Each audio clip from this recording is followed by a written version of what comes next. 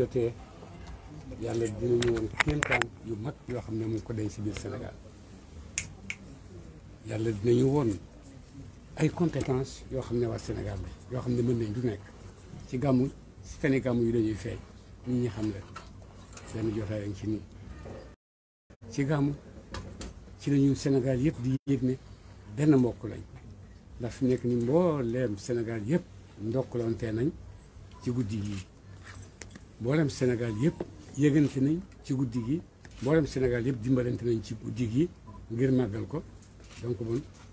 yonent defal nañu loolu ñu xam ne Sénégal ñun ñëpp benn xeet lañ boo xam ne suñu xol daje nañ ci bëgg yonent yàlla Muhammad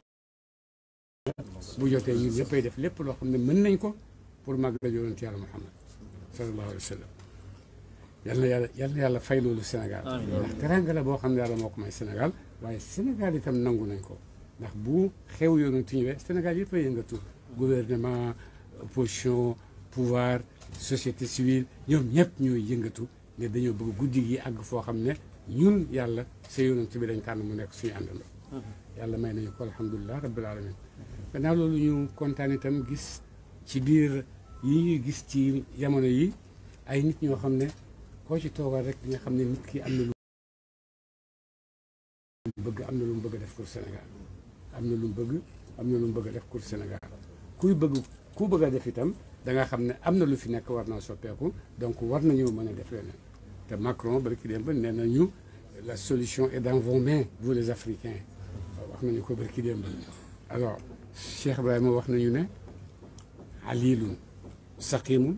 shaibun mutahammisun li yansura diinan laa yuridu qitaala wa ubrizu lil jiidil jadiidi misaala feebar naa màggat naa tële naa mënuma dara waaye terewul maa ngi xeex pour jëkkati diina yonent Yàlla Muhammad maa ngi xeex pour indi nouvelle génération boo xam ne dinañ xam lu leen war nouvelle génération boo xam ne dinañu xam lu leen war nouvelle génération boobu nag waxtu wu nekk dafa war a feeñ bu fekkee amuñ lu dul rek benn boobu rek lañ am demuñ yàlla ci boppam dafa bëgg lu bëree bëri waaye dafa bëgg nag lu bëri loolu nekk ci suufu bennoo inna hazihi ummatukum ummatan wahidatan wa ana rabbukum yéen ñëpp benn ngeen waaye man tamit may kenn ci seen kaw muy yàlla su fekkee ñu ngi xaar une nouvelle génération moom la bàyyi doon xaar ci Sénégal boo xam ne valeur yi gën a yi kaweel nit valeur yi dolli nit te li ci njëkk a taxaw dëggu mooy gëm yàlla ba pare gëm li nga xam ne moo topp ci gëm yàlla yëpp gëm yonent yàlla Muhammad yi mu digle yëpp nga ànd ci nekk ci ba pare waxtu wu nekk da nga bëgg a tabax dolli comme ni mu waxoon Brejnev ne ko dañoo gëm ne yéen da ngeen a gëm ne yéen jullit ñi rek yéen fi nekk mu ne ko ki la wax ne loolu mooy lislaam du lislaam mu ne ko luy lislaam mu ne ko lislaam daal mu ngi mel ne benn dëkk boo xam ne ñu bëree ci dëkk li leen war mooy bët bu set ci bëccëg ñoom ñëpp ñu ànd dimbalante lu développé seen dëkk boobu jëmale ko kanam bu guddi jotee nag ku nekk yaa ngi sa kër la fa nekkee yow kenn la intéressé mu ne ko loolu mooy lislaam mu ne ko loolu mooy lislaam mu akkolaat ko ne ko comme ñu ngi ci bëccëg voilà akkolaat ko donc kon diine yemalewul ne la rek jullil wooral daf laa wax ne tàllalal sa loxo ci yiw jëmee ko ci sa morom moomu nag utalu ko nu mu war a mel ndax jullit la ndax catholique la ndax yooyu yëpp yoonam nekku ci sa moromu nit la da ngeen war a ànd dimbalante pour tabax seen bopp loolu mooy nouvelle génération bi nga xam ne yaakaar nañ ko te ñu ngi yaakaar ne lii mooy bopp nouvelle génération bi nga xam ne ala fokk soppeeku dina am parce que soppeeku dafa war a am dolleeku dafa war a am yëg liberté dafa war a am yëg ne kenn deful pression dafa war a am kenn yëgul kenn wartu yëg ne dañ maa nootee nii ak luñ la mën di nootee la diine nootee la nangam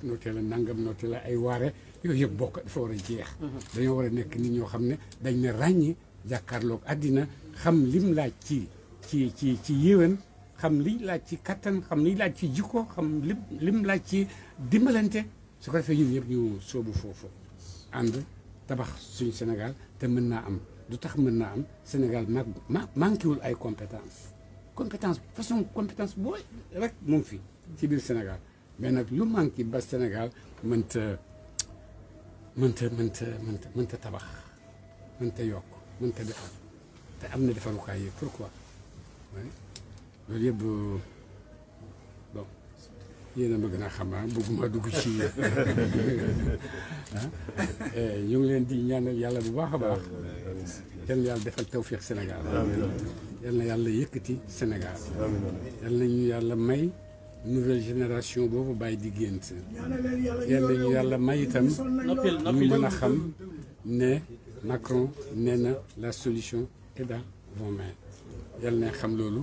yal nañ ko dégg te commencement ba ñu nii ñun ñëpp buñ xamante Sénégal lu nekk yàlla mën na ko fee génne ci yiw ak mbaax ak barke ndax yiw yu baax yu barke rek la fi jaarale bañ agsi fii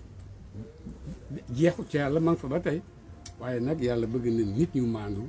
jiite nit ñi bu ngeen maandoo jiite nit ñi yàlla dina leen dimbale comme Baye wax na ko encore ni ko fii nga toog du dangaa gën ci Gaana moo tax nga toog fi du dangaa ëpp xam-xam ci Gaana moo tax nga toog fi du dangaa mag ci Gaana moo tax nga toog fi mais yàlla la fi teg pour nattu la nooy mel ak jàmmam yi ni ngay mel ak jàmmam yi loolu lay jëfante ak yow